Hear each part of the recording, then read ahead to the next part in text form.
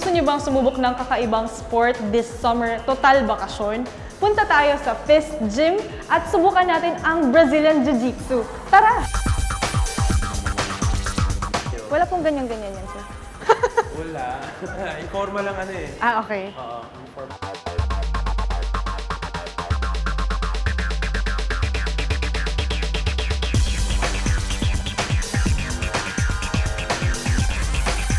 Hi, I'm Rosenberg Rosete of Fist Gym. I'm one of the managing partners and head trainer.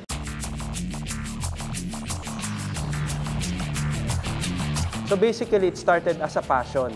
And doon nakita namin, maganda ang turnout ng ng mga clients, maganda yung na-generate na revenue.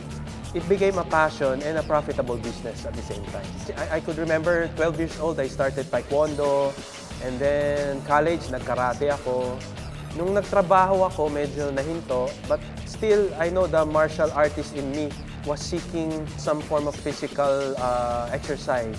So, nung pagdating ko ng mga early 30s, yan, nag-Muay Thai ako, and then from there, sunod-sunod na. Brazilian Jiu-Jitsu and mixed martial arts.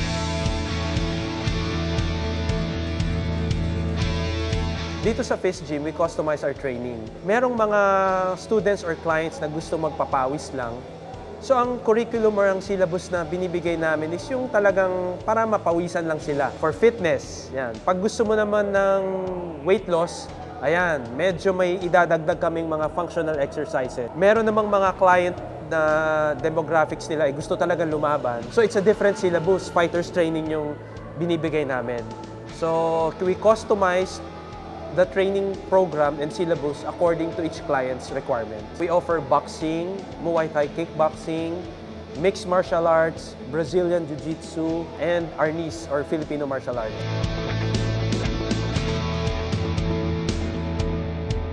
Muay means boxing in Thai. So Muay Thai, it's Thai boxing.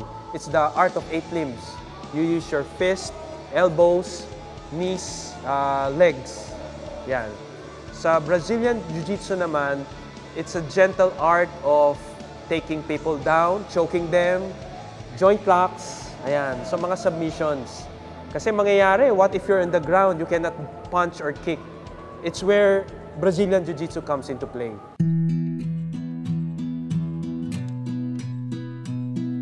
A Brazilian Jiu-Jitsu martial artist is, I would say, one of the most resilient type of person. Hindi lahat perfect ang scenario, hindi lahat perfect ang situation. There would come a time na talagang mahirap yung scenario. You have to go out of this, get out of this situation.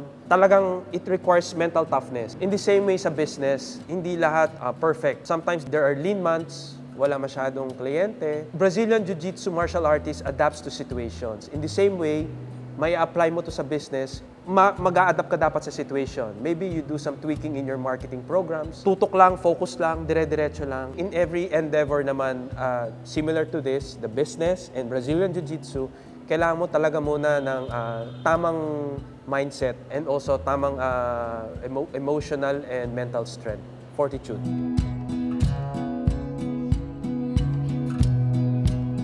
Bamboo. Ang bamboo kasi, me as a martial artist and entrepreneur, ang bamboo, kahit anong bagyo dumating, kahit signal number, ano pa yan, pliant siya. So, pag may malakas na hangin, sumasabay lang siya sa hangin. Unlike yung mga nara, yung mga matitigas, na-uproot sila pag sobrang lakas. After the storm, ang bamboo, pag wala na yung hangin, bumabalik siya. Andun pa rin siya. Existing pa rin, buhay. And another day to fight. So, siguro yun ako. Dumating ang difficulties, problem, sumasabay lang ako, hinahayaan ko lang siya. And after that, go on.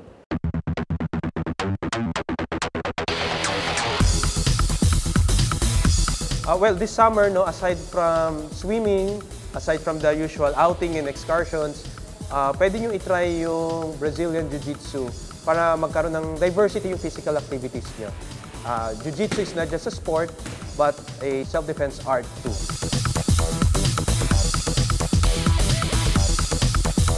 I'm Rosenberg Rosete, proud to be Entrepinoy.